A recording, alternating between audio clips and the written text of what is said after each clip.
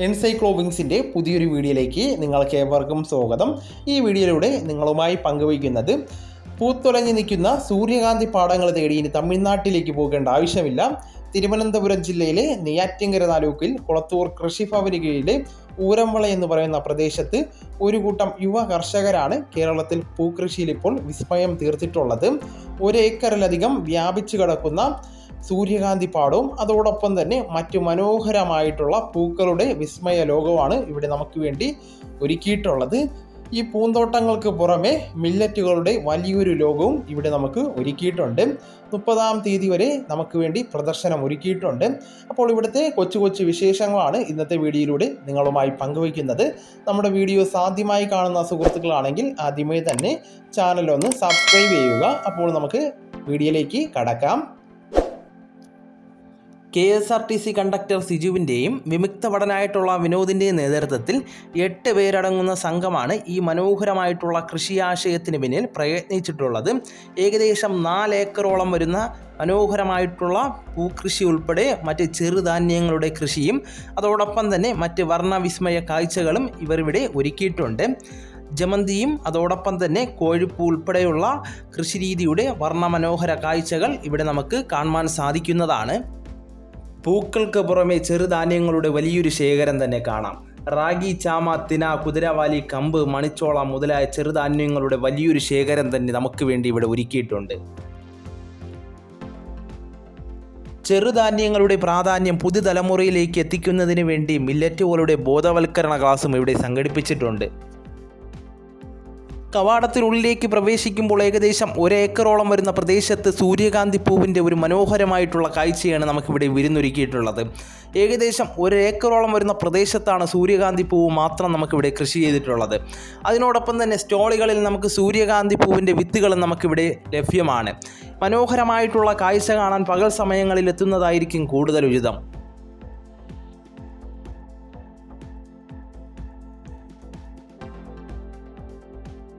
ചെറുധാന്യങ്ങളുടെ കലവറയിലേക്ക് കടക്കുമ്പോൾ വലിയൊരു ശേഖരം തന്നെ ഒരുക്കിയിട്ടുണ്ട്. ചാമകൃഷിയും ഇവിടെ കാണുവാൻ സാധിക്കുന്നതാണ്. ശരീരത്തെ തണുപ്പിക്കുന്ന പ്രോട്ടീനും നാരുകളും ധാതുക്കളും അടങ്ങിയ ഒരു ഭക്ഷണമാണ് ചാമ. രക്തസമ്മർദ്ദ രോഗികൾക്കും പ്രമേഹ രോഗികൾക്കും അത്യുത്തമമാണ് ചാമ. വളരെയധികം ജനപ്രിയമായിട്ടുള്ള പോപ്കോൺ ചോളം കൃഷിയും ഇവിടെ കാണുവാൻ സാധിക്കുന്നതാണ്. കലോറി കുറഞ്ഞ ലഘുഭക്ഷണമാണ് പോപ്കോൺ ചോളം.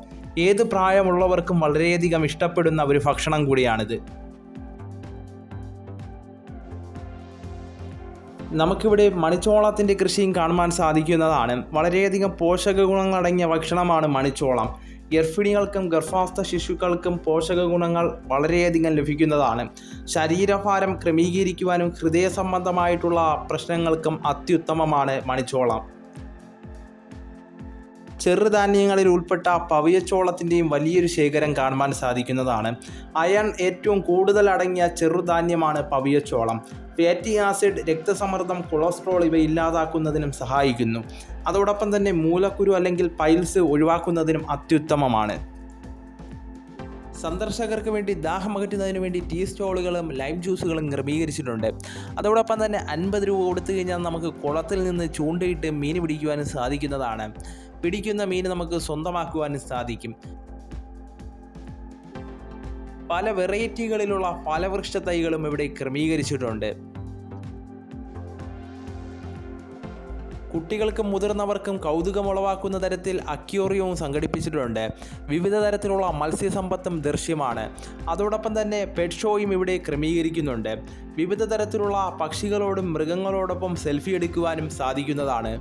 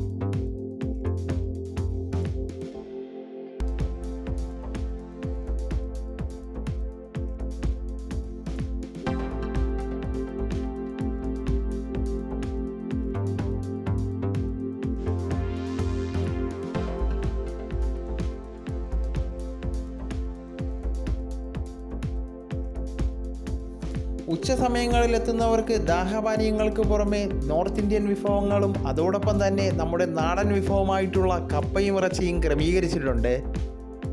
തെക്കൻ കേരളത്തിൽ മാത്രം കണ്ടുവരുന്ന വ്ളാത്താങ്കര ചീരയുടെ ദൃശ്യവിരുന്നും ഇവിടെ ഒരുക്കിയിട്ടുണ്ട്. അതോടൊപ്പം തന്നെ സ്റ്റാളുകളിൽ നിന്ന് വിത്തുകളും നമുക്ക് വാങ്ങുവാൻ സാധിക്കുന്നതാണ്.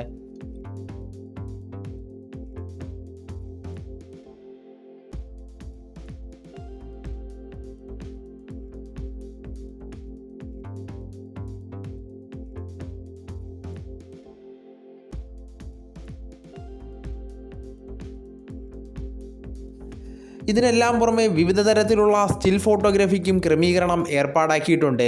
കുട്ടികളുടെ കലാവാസനകൾ പ്രകടിപ്പിക്കുവാൻ സ്റ്റേജുകളിൽ അവസരവും ഒരുക്കിയിട്ടുണ്ട്.